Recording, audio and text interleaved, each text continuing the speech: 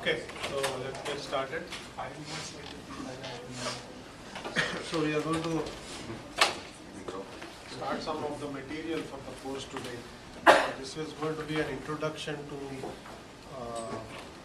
mostly computer architecture stuff. Okay, this is stuff that you need to know to learn operating systems. Back in the old degree, we used to have a course called 201, which had most of this material. Now some of this should have migrated to 230. Yeah, but I'm not sure how many of you have taken 201, how many of you have taken 230, and whether you remember either of those two things. So I'm going to do a refresher of computer architecture stuff that you really need to know, the hardware stuff that you need to know to learn operating system. That's really the objective of today's class. So one course, one lecture, introduction to computer architecture. Okay? But before I do that, we'll do a 2 or 3 slide recap of what we did last time. This was the picture I put up, which showed sort of what the operating system does for us. It's a piece of software that sits between the hardware and the users and the application, and it provides an easier to use interface to the user and or the application. It deals with all the underlying details of the hardware, hides some of that complexity from the users and application, and provides a better abstraction. We learned about Moore's law.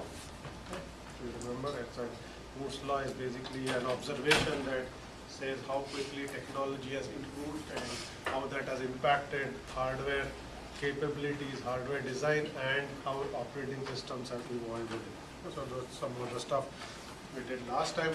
Today, really the objective is a refresher of computer architecture and to look at the really the way operating system can leverage hardware features and how hardware features have evolved to support specific OS functionality. So we're going to do a bit of both, a refresher as well as how some of these hardware features are used by operating system kernel. Okay. And the point that the takeaway is depending on what the hardware can do. Okay. The design of the operating system kernel is either going to be more complicated or simplified. There are more features that are already present in the hardware. OS design becomes simpler because you can just write on those features. If some of those features are missing, the OS still has to implement those in software, okay, so that it can provide the same functionality to the end user. Okay, so hardware design matters from an operating system perspective as well. Okay, that's really what we will see as we go along. Okay. Just another couple slides of refresher before we delve into the OS, the hardware stuff. So we looked at operating system functionality from many different perspectives.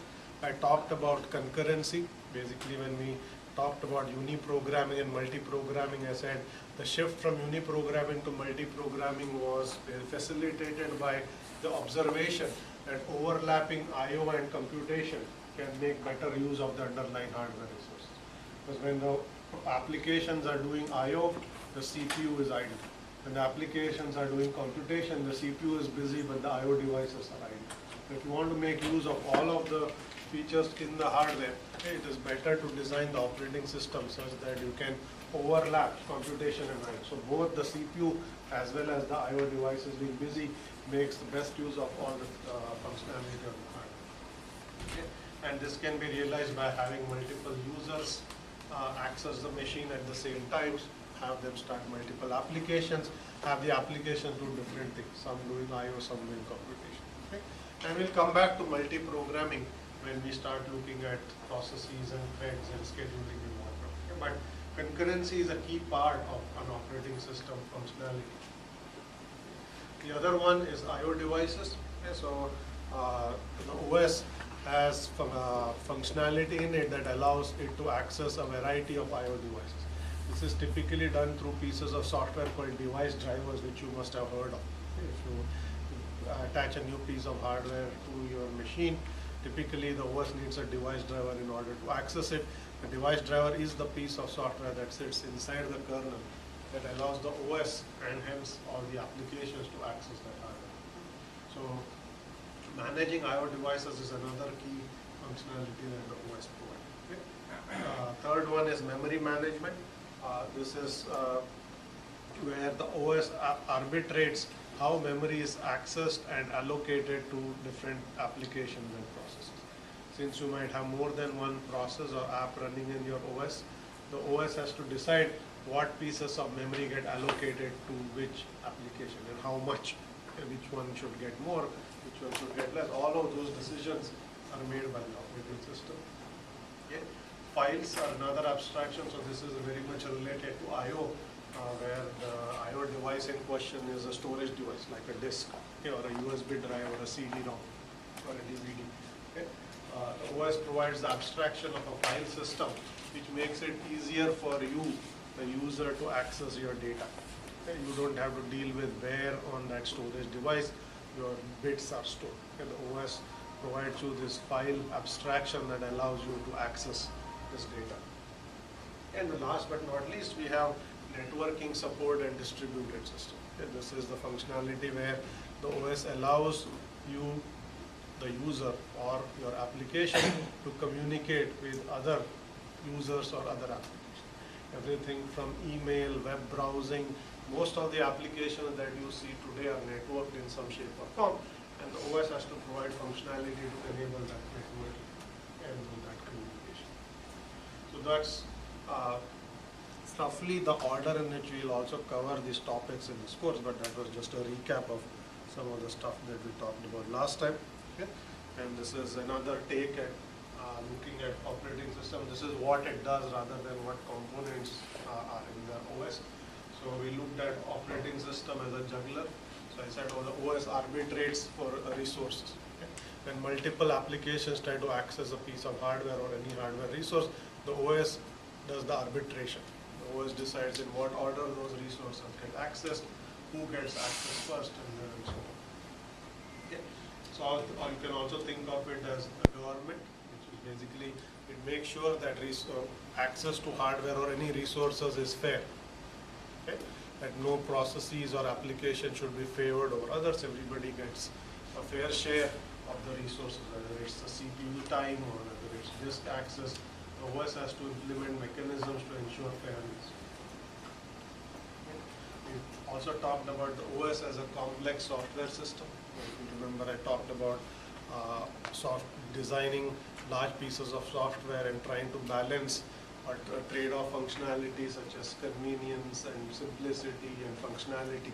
So you, as a software designer, you have to decide what is the right balance. How much functionality do you put in, what kind of convenience do you provide, and do you trade speed for convenience or vice versa, or functionality and vice versa. And we looked at we did a quick history lesson last time where we looked at how operating systems have evolved over the years. So that was recap from last time. Are there questions before I move on? Anything that has come up from last class or discussion? So the only thing I will point out is we will be covering material at a fast clip. So please keep up with the material by going back to the book and reading up. Okay? That's already end of chapter 1. We're going to start chapter 2 today. It's mostly introductory material. There's not a lot of deep stuff there, but you do need to keep up. Okay? So today we will actually look at computer architecture. Okay? So this is a picture that you need to have in your mind throughout the class. This is basically what a typical personal computer looks like. Whether it's a laptop or a desktop, doesn't matter. Okay, these are the key components of a machine. Okay, that's what's inside a machine. The main thing is the CPU, central processing unit. That's basically where the actual computation happens. Okay, that's where your instructions get executed and whatnot. In today's world, so for a number of years or for decades, this used to be one processing unit that all your applications had to share. Okay? In today's world, we talk about multi-core CPUs. Okay? So when you have this concept of a core, each core is essentially an independent processing unit. So if you have a dual core or a quad core or an 8-core machine, you have 2, 4, or 8 of those processing units, all of which can execute instructions in parallel. So that's for much of this course we will basically look at processor systems, okay, which means we will assume for simplicity that your CPU has a single core. Because whenever you have, we will talk a little bit about multi-core and so on, but that makes the operating system design more complex. So if you have multiple cores, you have parallel execution. If you have parallel execution, there are more problems that arise from consistency and ensuring correctness and so on and so forth. Okay? So if, when we talk about process management and threading and so on, we'll typically assume that there's one core. But remember that that's no longer true for most systems you buy today, even very inexpensive laptops or even smartphones today come with multiple cores. So it's important to understand the complexity that you have to put in the OS when you go from single core to multi-core, and we will talk a little bit about it. But much of the course will assume single core. Okay, that's the CPU. Okay, the memory is the other key component that's here. Okay, memory is where the data and the instructions for your application reside. Okay, so essentially what the CPU does is it fetches instructions from memory and it executes them, and the instruction might access data that also reside in memory. CPU and memory are the two key components of the hardware, and the OS, much of OS design deals with how to manage the CPU and how to manage memory. Okay, the first two components of the course will be process and thread management that deal with the CPU and memory management. Okay. Third major component, I/O devices. There are lots of them. Okay, so anything that you use to interact with the machine is an I/O device. So you have terminals or monitors, your disks, your video cards, your printers, and so on and so forth. Anything that you use to interact with it. It's a USB drive and so on. Okay.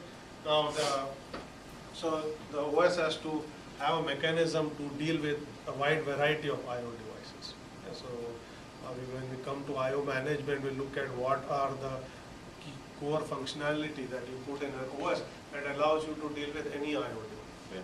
As you can imagine, the way the OS deals with the graphics card is very different from the way it might deal with a hard disk or a USB drive or a CD-ROM, very different kinds of devices. Okay, yet, to simplify, I think there's a common way the operating system can manage all these I/O devices, and we look at what those abstractions are and so on. Okay. Networking is another key component of any machine, whether this is a Ethernet card or a Wi-Fi card or a cellular modem. That's really a network card that you plugged into the machine. That's a key component. Okay. But as far as the OS is concerned, that is subsumed under this sort of this component. As the OS treats it as if it was an I/O device. Okay, so it will treat a network card no different from the way it treats a hard disk. Okay, so it's an important component, but it's subsumed under this. And last but not least, you have the system bus. So this is the interface that connects all of these components together. And that's basically the thing that you use for the CPU to talk to memory, for the CPU to talk to the I/O devices, for the memory to interact with I/O devices. And so the system bus ties it all together. Okay, so if you've heard of PCI and all of that kind of stuff, that's an extension of the system bus that you plug in I/O devices. Any questions on this? This all recap, so I'm assuming you know all this from 2:30 at least, or 2:00. Okay? Alright, so now let's go a little deeper. So we'll look at variety of operating system services, and we'll look at specific things that are implemented, specific functionality that's implemented in the hardware to support that feature. Okay? In many cases, the OS can still provide that service if that hardware feature is not available, but it makes the job of the OS harder to implement the same functionality. By implementing some of these features, it is easier for the OS to support these services. So we'll look at each of this in turn and see what hardware support exists for that particular OS. Okay, so if you look at protection, we'll go through this in detail, but I'm just going to run through this quickly. So to provide protection, whether it's memory protection or protection from this, the hardware feature that the OS depends on typically is user mode and kernel mode, protected instructions, and base and limit registers. And we'll go through all of those in just a moment. Okay, to implement interrupts, you have something called interrupt vectors in the hardware. Okay. To implement system calls, you have trap instructions and trap vectors. Okay, we'll talk about what a system call is and what trap instructions are as well. To implement I/O, you have interrupts. Okay. To do job scheduling, whether it's process scheduling or thread scheduling, use a hardware feature called a timer. Okay. To implement synchronization, there's something called atomic instruction that instruction set contains. To do virtual memory, you have something called translation look aside buffers or TLBs. Okay. I don't know how much of this you actually learned in 230, but I'm going to go through all of that in any case, and we'll see how some of this enables you to do, enables OS rather to do its job better. Okay. So we'll start at the top and we'll go through this whole list. Okay, let's start with protection. Okay, so let's ask what is protection, why do we need it, what does the hardware do to help the OS implement protection. Okay, so as I mentioned last time, typical picture you should have in mind is what is called multi-programming, where the OS allows users to start as many applications or processes he or she wants. Okay, so you assume that you have some number of applications. You may have your mail running, and you have a browser running, and you may have a word processor, you may have a Eclipse running. All of these are processes as far as the OS is concerned. Okay. Now, the OS doesn't necessarily assume that all processes will be well behaved. Okay. You could certainly write a buggy program, okay, compile it and run it, and this program may do arbitrary things. It may do malicious things, it may do something that is plain dumb. Okay. But the OS has to somehow deal with both well-behaving processes as well as misbehaving processes.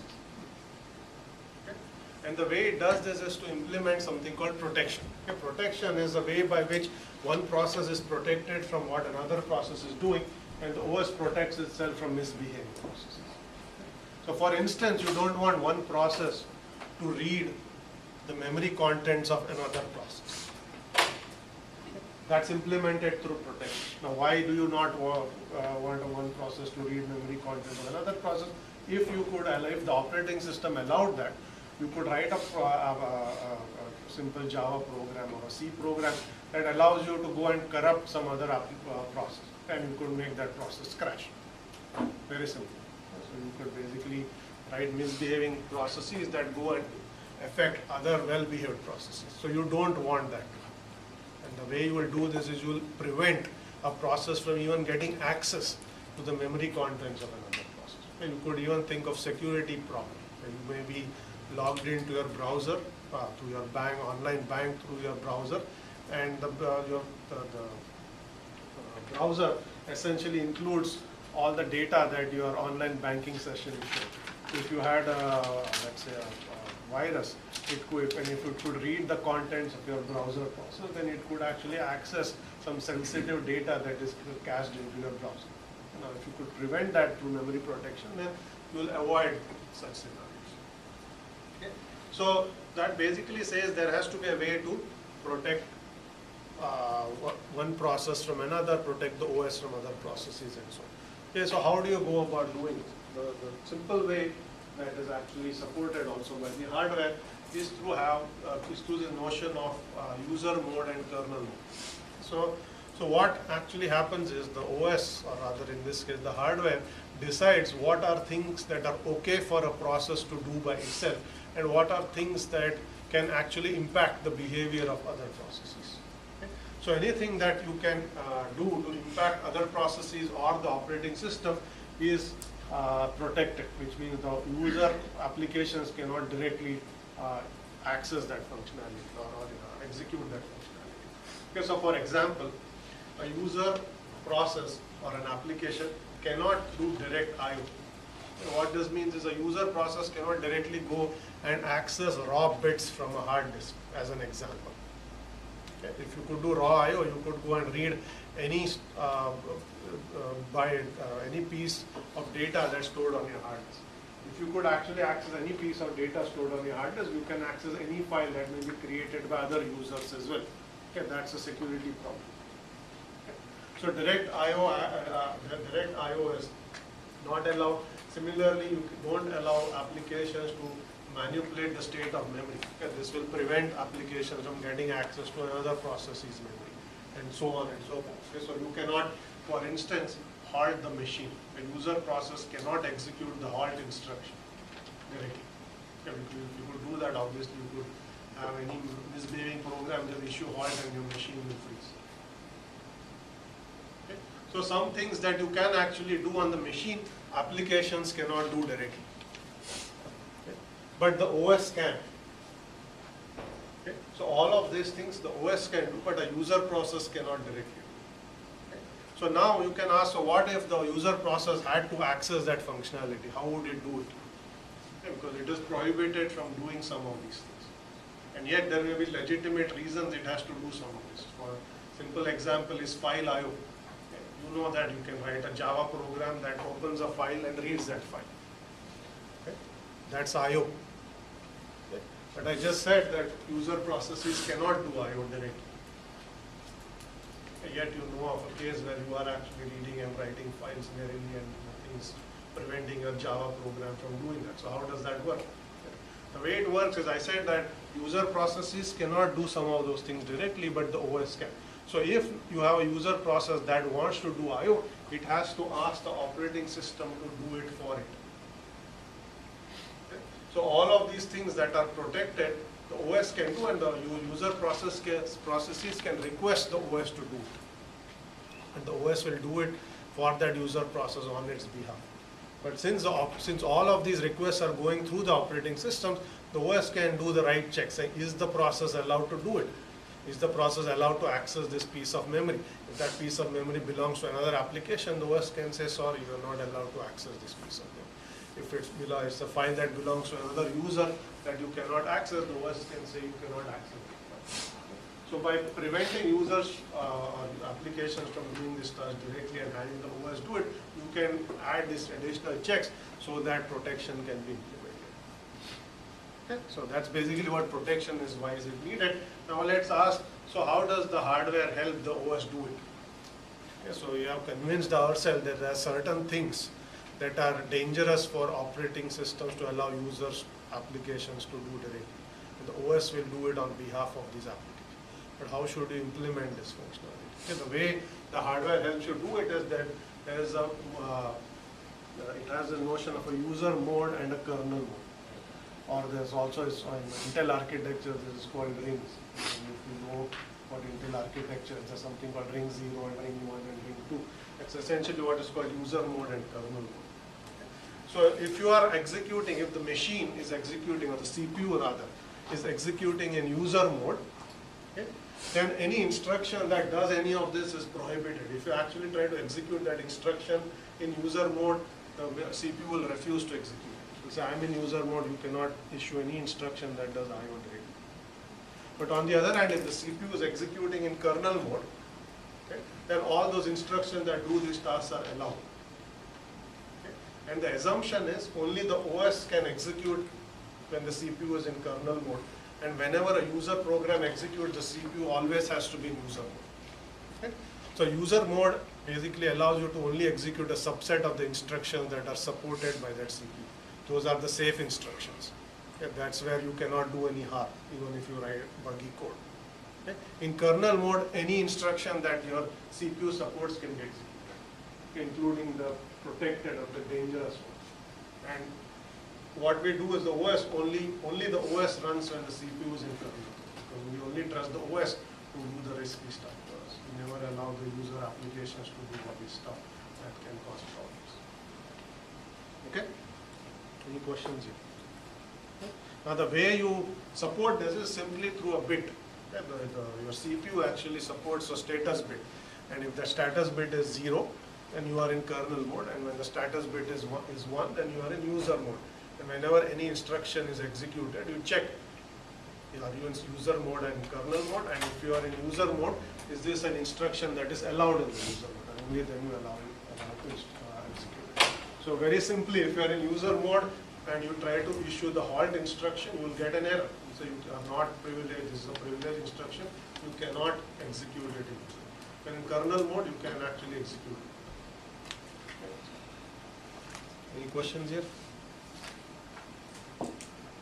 So I talked about 2 or 3 different things. One is there are certain things application or processes cannot do that only the OS is trusted to do. And then I talked about this notion of user mode and kernel mode and switching. So now let's ask the question saying, now that we buy all this, okay, how is it that user process can do something privileged? Okay? How do you ask the OS to do some I/O on your behalf? Okay? This is done through what is called a system call. Okay, whenever an application wants to do something that is protected, you have to ask the OS to do it for you. And this is done by calling an OS function. And that OS function is called a system call. Okay, the system call allows the OS to do some stuff that is protected on behalf of the user process. Is that clear what I said? Yes? So here's a picture of what a system call looks like. Okay, so let's assume that this gray box on the top is a user process. Okay, that's the user process. This gray box at the bottom is the kernel process. Okay, the OS kernel. Your question. Sorry to interrupt. Can we actually change the light situation? It's kind of hard to read that a little bit. We can flip the lights so that they are off. I will flip the lights, but the video will go dark that we are recording it. Is that better? Yeah. Fine. Yeah, that's a lot better. Okay, so we'll keep it this way. Don't go to sleep. Okay, so the gray box at the top, user process, gray box at the bottom, kernel. Okay? Here is your user process executing.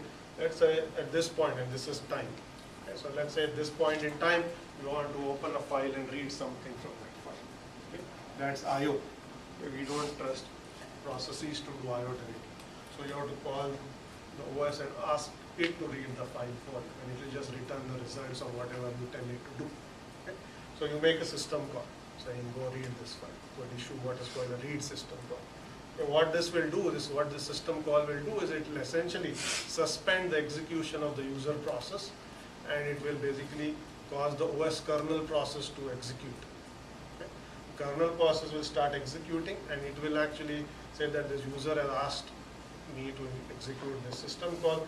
It will execute that code for that system call, which involves running protected instructions. So here you are in kernel mode. Okay. In this point in time you are in kernel mode until you executed the system call, you are in user mode. So when you switch to the kernel, you are always in kernel mode. So it will execute that system call. In this case, it's reading a file. You go to disk to get the data, and then you will return that whatever you read from that disk back to the user process. So here you will suspend execution of the kernel, switch back to the user process, hand it the results of the system call, saying here is the data you wanted to read from the file you are trying to access, and then the user process will start executing again. Okay, is that clear? What has just happened? So you basically are in user process, it's executing, that's in user mode. You want to do something privileged, you call the OS function, because you are not allowed to do it. You ask the OS to do it for you. When you suspend execution, you switch to kernel mode, the kernel starts executing, it does the work for you, returns the result, continue execution. Now there are some details here that I glossed over. You can ask, how did you actually switch from here to here? Okay, what caused the system call to switch from user mode to kernel mode? This is typically done through what is called a trap. A trap is like an interrupt. I don't know if either you heard the word trap or interrupt before. I assume you have. Okay. So you basically, the system call, when you make that system call, you raise a trap. Okay, trap is like an interrupt, and we'll come back to traps in a few slides. And that trap will cause you to go to a trap vector. Okay, the trap vector will execute an interrupt service routine, which is executed in kernel. That's what is actually here. Okay, that's the system call itself. Okay, and then once you're done, you will basically switch the mode back to user mode and return from that trap. Okay, so essentially system call is like doing interrupt servicing an interrupt. It allows you to switch from user mode to kernel mode in this case. Okay. Any questions on this? Is clear? If you're puzzled, you should ask a question. It's clear, then I'm going to move on. So that's basically crossing protection boundary. So what we have just learned is by having this notion of a trap supported in the hardware, you made the way the task of switching from user mode to kernel mode and doing all the system call much easier. If traps are not supported in the hardware, doing this would be much harder using an operating. So this is how hardware is, the hardware design is supporting the operating system in some sense. Okay, so here are some examples of system calls. Okay? So I don't know if you have programmed at a system call level. Typically when you program in Java or even in C for that matter, you program to a library API, okay, which is much higher level. So inside the library you are actually making system. So in Java, if you do things like IO streams and so on, and you read and write files, you are not issuing system call. You just call a library function. The JVM has implemented this library, it is making the system call for you. So there is a system call that is being invoked when you do file IO, but you don't issue that. The library routine that you call issues it for you. Yes, question.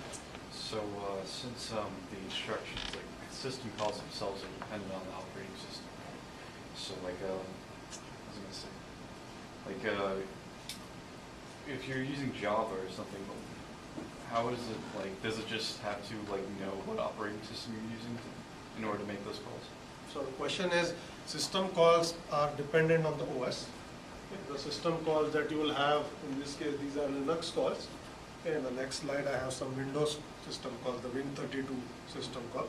They are somewhat different. Okay, so how is that dealt with? So in Java, you don't change your library API depending on whether you're running on Linux or Windows or Mac. You are just doing the same thing. Okay, so this is actually dealt with by the library. In this case, it's dealt with by the JVM. The JVM implementation is designed for a particular platform, whether it's Linux or Mac or Windows. So the JVM, the people who wrote the JVM will actually invoke the right system call on the right platform. So the JVM implementation will differ across platform to use the right OS APIs, which are the system calls. Okay. So this is just a flavor. We will come back to system call next time, and you will have a lot more to do with system calls when you do the first assignment. First assignment will have something to do with system calls when you program at that time. Okay. So these are process management system calls. So this system call called fork actually creates a new process. This is how you start new application in the system. Okay, there is the exec and there's wait, and you can't exit allows you to exit an application. These are file management system calls. This is how you open a file. This is how you read data from a file. So whenever you try to read anything from a file, at the OS level, this translates to a read system call. Okay, regardless of whether you're doing this in Java or C or C++, or you're either the JVM or the C library or the C++ library will actually make the system call at the OS level to read data from this. Yeah, that's the right system call and the seek system call and so on. You don't need to know every single system call that's supported. This is just to give you a flavor of what kinds of things you can do with system calls. Okay. The Win32 API, similar things. So you can have create process system call to create a new process, now create file call to create a file, and so on and so on. As you will see, the names of these functions differ. And this is why I was saying that when you implement the library, you have to know what OS you are writing it to. So you issue the right system calls and do the right stuff. Okay. So the next piece, so we are not done with protection. We only looked at one part of protection, which is user mode and kernel mode and protected instruction. The next piece is memory protection. So I said that somehow the OS should prevent one process from accessing the memory contents of another process, so that you don't go and corrupt another process's memory. Or worse, you don't go and corrupt the kernel itself and crash the machine. Okay? So how do you go about it? So the way this is done, again, you need hardware support to make it easier. The simplest way to do this is to have two registers supported by the hardware called a base register and a limit register. Okay? There are many other mechanisms, and we will come back to many of them when we do memory management. This is the simplest one, just to give you a flavor. Okay? So think of this box here as RAM. Okay. So that's your main memory on your machine, and what this is showing is that the OS kernel is running, and there are 4 jobs or applications running all at the same time, and this is the piece of memory they're loaded in. Okay. This is where the OS resides, and this is where job 1 instruction and data reside, and job 2 and job 3. Okay.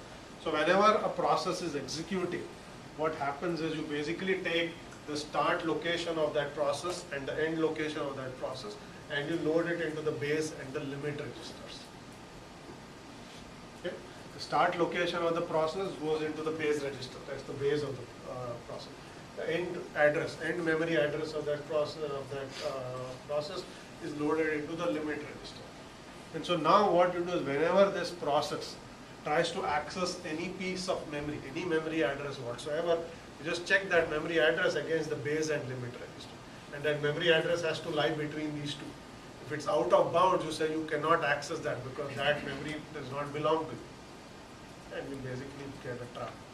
Yes, or segmentation. Is there ever a case where the OS would have to deal with fragmented memory?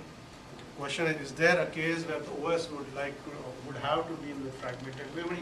That is always the case. Right. This is a gross simplification of what actually happens in the OS. This is what early operating systems and early CPUs did. Okay, clearly this is not going to work if you have fragmented memory, because if you have parts of a process residing here and the same parts of that process residing there, this clearly is not going to work. So this is what old operating system and old CPUs do. Okay, today you have far more sophisticated hardware. We'll talk about paging and page tables that essentially do the same thing. Essentially you need to be able to check, does this memory address that you are trying to access belong to you? If it doesn't belong to you, you shouldn't access it. The simplest way is to do what's called contiguous memory allocation, where the entire process is in one region, not fragmented, and you simply check against a range, the start and the end. And if you're out of bounds, you can't access it. And if you have fragmented memory, you have to have more sophisticated checks. Okay, but we'll come back to that when we do memory analysis. For now, just to give you a flavor of what is there in non-linear solution. So I'm guessing that the OS actually handles all of the address that maybe the program would only know that I can call a range from 0 to 100, and the OS will know that that actually means like from 129 to Yes. 229 or something like that. So you are asking a slightly different question, which is processes issue what are called logical addresses. These are addresses with respect to the start of that process, the offset with regards to the start. But internally there is also a translation going on, saying if this application is loaded here or so loaded there, you have to first translate what's the actual memory address. So you do logical to physical address translation, then you check against the range. Okay, all stuff that we'll come back to in lots of detail. We'll show you flow charts of how this works and so on and so forth. Yes, but you have to do all of that. Okay, yes, question.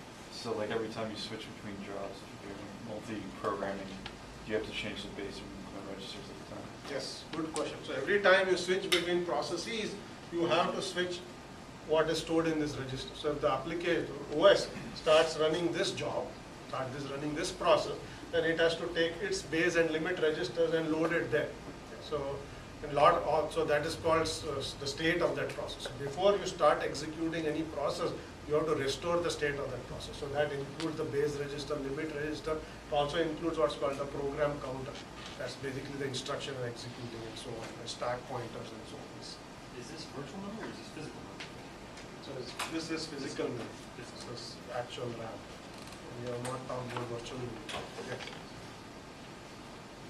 Okay. So that's memory protection. So the only takeaway here is, in the grossly simplified case where you're doing contiguous allocation, you can do memory protection using two registers. If you have more sophisticated memory management schemes, you need more sophisticated hardware, something that we will not talk about now. We will come back to. Okay, but this is just to show you what is actually can be done using hardware. Now, before I move on, I just want to put up a logical view of what a process looks like in memory. This is logical view, not a physical view.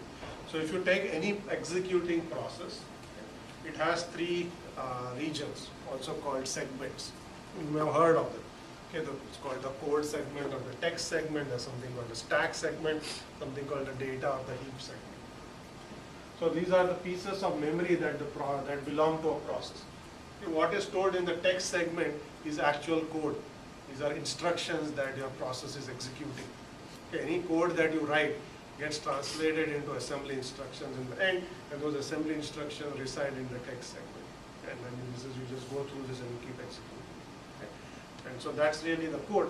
All the other segments are essentially data segments. Okay, data meaning they store variables and arrays and all of that kind of stuff. So there is the stack. Okay, so there's two kinds of data segment: the stack segment and the heap segment. Here the heap is called a data segment. So I hope you heard the word stack and heap and so on.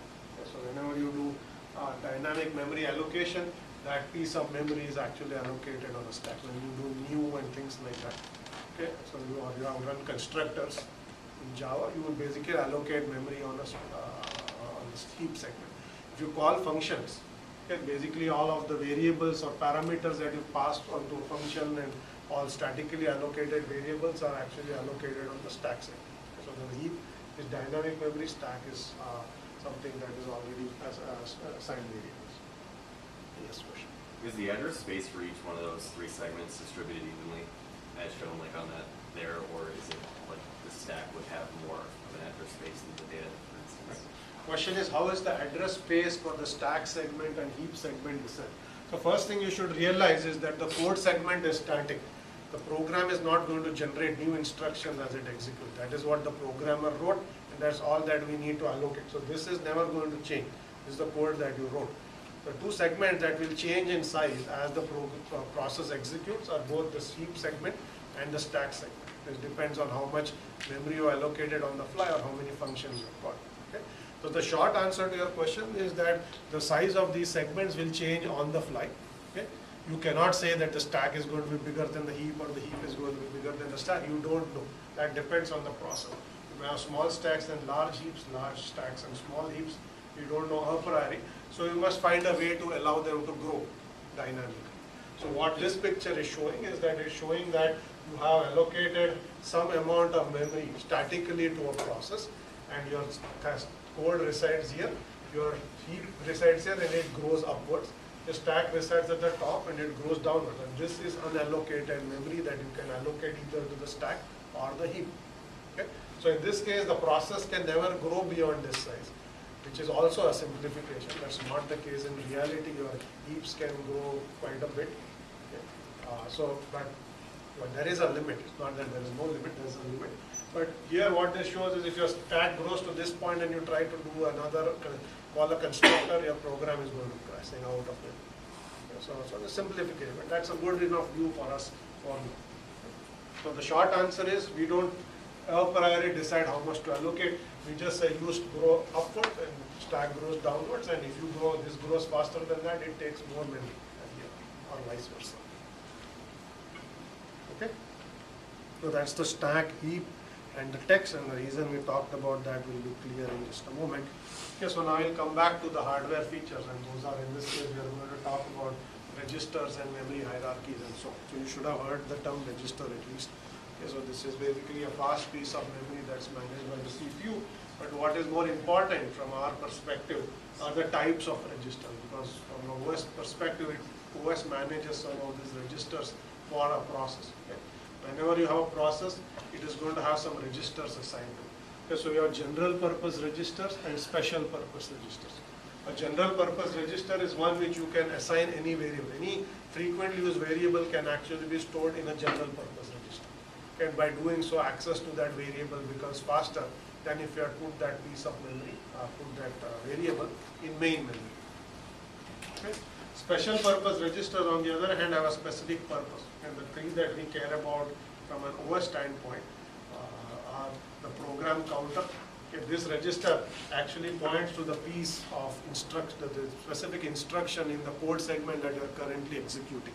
Okay, program counter is not stored there, but a program counter typically points somewhere in here, and wherever it points, that's the assembly instruction you are currently executing.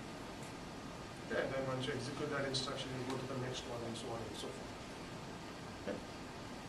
And the stack and the frame pointer essentially capture the beginning of the stack frame and the beginning of the end of the stack frame and so on. So it basically points to the piece of memory where the stack is stored. Okay. We also talked about base and limit registers. Those would be additional registers that would capture the beginning and the end of the process, if that is the memory management your CPU supports. Okay. Typically, most CPUs today don't do base and limit registers. They allow you to fragment them. Okay, that's why I will put those here. Okay. Now OS, the operating system, is responsible for this. Okay. It needs to track where the stack begins, where the stack ends, what instruction is being executed, and so on and so on. Okay. So that brings us to the point that was asked earlier, which is whenever you switch from one process to another, you have to do this task. You have to save what is called the context of that process. which is you have to save all the registers, okay, into memory. Okay? And when you start executing a new process, you have to load its previous contents of its register into the register. Because if you switch from one process to another, the program counter has to now point to the text segment of the new process. Okay? If you simply override the program counter, when you resume the previous process, you have no idea where it was executed. Okay, so you always have to save what the current process was doing, which means save all these register values somewhere, so that you can restore them when you resume execution. Okay? That's the OS's job. Okay? The OS is going to do this. It is going to take all these register values, store them somewhere, and the resume execution is going to reload those values back into those registers. Okay? So as far as the process is concerned, nothing has changed. So the OS is doing the hard. Okay, now, so we talked about registers, we talked about RAM. Okay, but if you actually look at any CPU today, there's actually a memory hierarchy. There are other pieces of quote-unquote memory that are not directly visible, but that help with performance. Okay, these are the L1, L2, and the L3 caches. Okay, so what a cache is, it's a smaller piece of memory that stores frequently executed instructions or frequently accessed data items in them, so that access to them is faster, okay, than going to main memory, which is slow. So as you go up the memory hierarchy, you get faster and faster access, accesses, and it's also more expensive to implement those that functionality. So registers are the fastest pieces of memory you have on a machine. Then you have the L1 cache, which can store some instructions, and the L2 cache, and I haven't shown the L3 cache here, which most of those CPUs do have. Then your main memory. And then you actually have disk. You can think of disk as one more level in the hierarchy, which is several orders of magnitude slower than memory. And remember that when you compile code, it is actually just stored in a file, which is stored on disk. You can bring that into memory and start executing it and so on. This question. So for the L1 and L2 cache, is that also operating system managed, or is that available to the programs? Question is, the is user apps? L1 and L2 cache managed by the operating system, or is it accessible to program? Typically, caches are not accessible to programmers. Okay? You could write code that says, I want to store this piece of where the registers are visible to you, RAM is visible to you in some sense. You can manage RAM by managing the heap. You can even, if you write assembly code yourself, you can manage register. But L1, L2, L3 caches are not directly accessible. They're only seen by the hardware and the operating system. So the hardware will manage some of that automatically for you, and the OS has some control over it, but not accessible to programmers. Okay. And the reason for that is simply a performance optimization. Your program would run absolutely correct even if you didn't have these caches. All that these are doing is they're speeding things up. So that's the reason you don't need to deal with it. It's just a way for mechanism that allows your program to run faster. So, but you don't need to directly manage it or even know of its existence. But they are there, and they are helping you in terms of speeding up your memory. Okay, so here's a slide that gives a little more detail. Okay, so the reason you have these caches is access to main memory is expensive and slow. By expensive, you mean slow. Typically, it requires 100 clock cycles to go and fetch a piece, a word from memory, a byte or an integer or some such thing from memory. Okay, so for 100 cycles, you're just going to go and fetch, and nothing is happening in the CPU. So if you want to speed things up, you put frequently access stuff, whether in data or instruction, in a cache. Okay? And you have different caches, you have different levels of cache. Your L1 cache, level 1 cache, is typically on the chip itself, next to the core. Okay? It's small, but it's fast. Okay? L2 cache, that may be on chip or just outside the chip, that's bigger than the L1 cache, is somewhat slower but bigger. And L3 is even bigger, okay, but somewhat slower than L2 cache. So multiple levels of cache. Okay, so L3 cache will have a subset of your process cache, their instruction data. L2 cache will have a subset of what's in L3. L1 cache will have a subset of what's in L2. Okay. So the most frequently accessed stuff you put here, or not, you don't put here. The OS and the hardware puts it there automatically for you. Okay. And then the next most frequently accessed stuff is here, and then here, and everything else is in RAM. Okay, or disk, as we will see. Okay. So as far as the OS is concerned, I mean, it will do some cache management, specifically TLBs and so on, but they are not visible to the applications. Okay. So the next thing we are going to talk about is traps. We already mentioned traps when I said something about system calls, but now let's come back to traps and look at what they are, how they are implemented in the hardware. So think of traps as special conditions that are detected by the hardware. So this could be something like divide by zero. You can write a program that does divide by zero. It's clearly an error. You can't divide by zero. And whenever you try to execute an instruction that does divide by zero, that's going to raise a special condition saying an error has occurred. Yeah, this is, so in this case, it's saying you can't actually do divide by zero. But there are many other special conditions. You can have what is called a page fault. We'll talk about what a page fault is. We'll explain that. You can try to write to a read-only page. Okay? Certain pages or certain regions of memory are marked read-only. Okay? You try to write to it, you try to modify it, you're going to get an error or a trap saying that you are trying to write to a read-only region of RAM. Okay? You could execute a system call that's also a special condition where the user process is explicitly signaling the OS saying go do something for it. So whenever any of these conditions occur, you have essentially a trap. A trap is like an interrupt. So on detecting a trap, okay, what the hardware and the OS will do is the following. You will first save the state of the process. Okay. What does that mean? You are going to save all the register values. So because you are suspending the execution of that process. Remember, when I said whenever you suspend execution of the process, you take all the register stuff and you store it somewhere, so that you can reload it when you resume execution. Okay. First thing you will do when a trap occurs is you are going to save the state of that process. Okay. And then you will basically jump to what is called a trap handler. The trap handler is the piece of code that is going to do something based on what the trap is. Okay. So if you are trying to write to a read-only page, you are going to terminate the process, saying that you are doing something that is bad or an error, so we will basically stop the application from executing. If you are trying to execute a system call, you will jump to the piece of code that resides in the kernel that is going to execute that function call. You basically jump to that function and start executing. Okay, so essentially you will basically go to what's called a trap handler, which is an OS routine, which will check what the trap is and then basically jump to the right piece of code which will execute, which will service the trap essentially, which will do something about the trap, and then you will come back to that process and resume execution unless you terminated it already. So on completion, you will basically go back and restore the state of that process. You are going to take all these register values, restore it, and resume execution. Okay? Clear? I will show a picture here. So this is what is called a trap vector. That's basically hardware support for traps. Is what is referred to as a trap vector. Think of a trap vector as a table. Okay, it's a table that you index. Every trap is given a unique number, 0 through n. So suppose that your hardware supports n traps, maybe n is 16. In this case, your trap numbers will go from 0 to 50. Okay. So what a trap vector does is basically it will have one entry for each trap. And that entry is the memory address where the function for servicing that trap resides.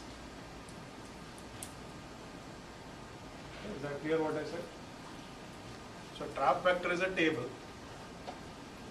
and for every trap, whether it's trap 0, trap 1, trap 2, trap 3, you are going to have a memory address. That memory address will point to the region of the OS kernel that the function for handling that trap resides. So very simple example is, if your user process invokes a system call, okay, in this case system call is trap number 3. Okay. So a system call will raise trap 3. So what the OS will do is it will go to this table and say, how do I handle trap 3? So what it does is it will say, okay, basically you just get this address.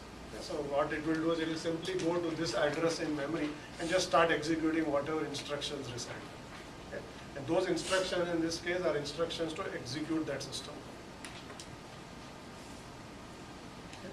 This is essentially how interrupts also work. When interrupts, if you heard of interrupt service routines and so on, in 201 or 230. It's the same concept, okay? Slightly different reason for doing that. Yes, question. Would each system call have its own trap, or would there just be one trap for a system call, kind of like you have up there? So for simplicity, we'll assume each system call has its own trap, but that's not really true. What will happen is there's a generic system call trap. You'll go there, there's another table for every possible system.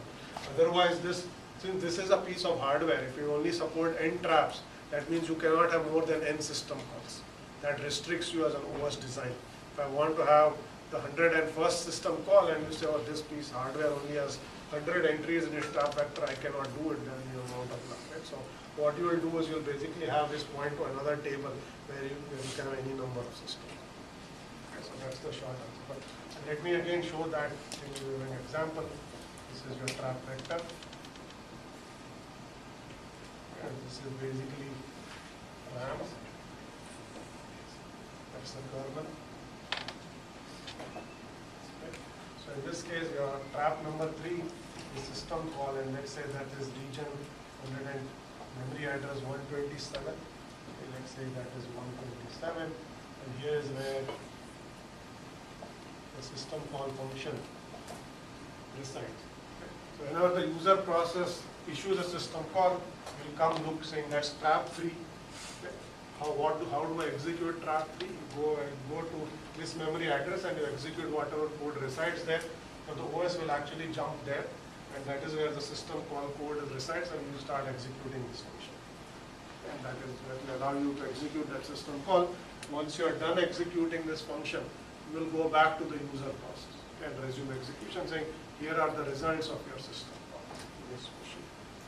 Yeah, the trap vectors are actually located in RAM 2, right? Yes. So I didn't show you something which is this region of is actually also here.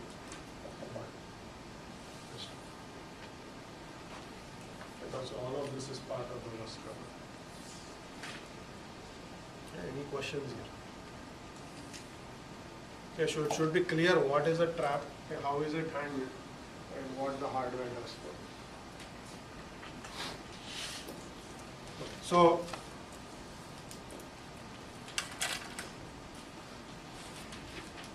a couple more concepts and then we're done. So now we are going to talk about I/O. Okay, so before I actually do that, let me go back to the picture that I showed you for system calls and just review what traps do.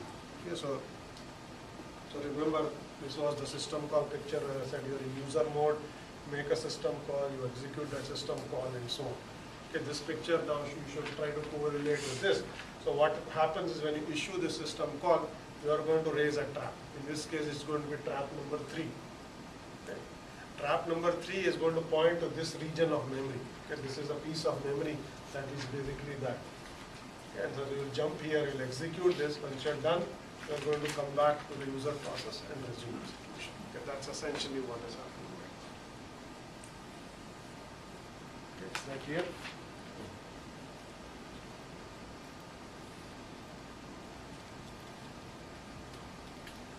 So now we'll talk about I/O. This requires us to understand what an I/O device is. Typically, an I/O device, I/O is input and output, obviously. I/O device could either be doing input or output or both. If from our perspective, it doesn't matter. All I/O devices will have the following form. Each of this device will have some piece of hardware that you are interacting with, and there is a small, tiny processor on each of these I/O devices. That processor, think of it as a tiny CPU that resides on the I/O device. You have your main CPU. And every I/O device comes with a tiny microcontroller. It's like a small processor that sits on that device. And what this microcontroller does, it accepts commands from the OS, okay, and it executes those commands. Okay. So if you have a disk, on the disk you will have a tiny microcontroller that will allow that accepts I/O commands from the OS and go read this piece of storage and go write to this piece of storage and do whatever the OS is telling it to do. Okay, if it's a graphics card, you will again have a small processor that will say, go output these pixels to this region of your display, and it will go and do the right thing. Okay. So you can think of any I/O device, regardless of whether it's a disk or a network card or a graphics card or anything else, as using this abstraction that IO device is a tiny processor that enables it to, first of all, it will run autonomously. It will run independently of the main CPU. Okay, so both will run in parallel. Okay, and second is CPU always issues a command to these IO devices, and typically it's not going to wait. It'll say go do this and it will continue doing something else. Okay, and then the IO device is going to go execute the command that was issued to it, and it will return the results back to the main CPU or the OS. Okay. And when the IO request completes, the CPU is going to stop doing whatever it was doing, go back to that IO device and read the results back from that IO device. Okay, I'm going to show a picture of how all of this works, but this is the main idea. Any IO device, the way it is going to work.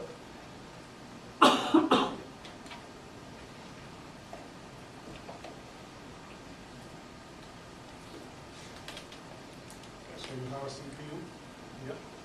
Okay, let's assume that's a disk. Tiny processor here. Okay, the CPU is going to issue commands to this device by saying read and say something or write. Okay, and then it's going to continue doing something else. It's not going to wait for a disk. iOS devices are slow, so you typically don't wait for your command to finish. You issue it and you continue doing something else. Okay? And the disk processor is going to go off and start executing this command, okay, in parallel to the CPU. So it's going to read, which means it's going to go to some region of disk, read the contents of it and so on. Once it's done executing the command, it's actually going to raise an interrupt. Okay, similar to a trap saying, I am done with whatever you told me to do. The CPU at this point is going to save whatever the state of whatever it was executing. It's executing a process, it's going to save that, it will go back and say what are the results of that command I issued and read it back. And then it's going to do something. The process issued this file IO, it's going to hand that piece of data back to that process. Okay? So all of IO works like this. Whether this is a disk or a network or a graphics card, it doesn't matter. It's going to use the same concept. So you deal with all these IO devices using this common framework. Okay? That makes it easy for you to write device driver because you have to deal with all of them in sort of similar way. The only thing that's different is the command set that this device will accept. That depends on what the device is. Okay. So with that in mind, I'm going to talk about 3 types of I/O, and we'll come back to all of this. This is just for you to understand at a high level how I/O works. Okay. What I talked about right now is what is called asynchronous I/O. I showed you this picture here. Okay, so you have a requesting process that issues a command to the device driver. Okay, in the kernel, the device driver actually issues that command to the processor here. Okay, the device driver is in the OS, so it's going to issue that command in the processor and it's going to continue. Then your hardware is going to go off and do its own thing, and once it's done, it's going to raise an interrupt. Okay, that will suspend execution of whatever was happening on the CPU, get the results of your I/O command, and you're done.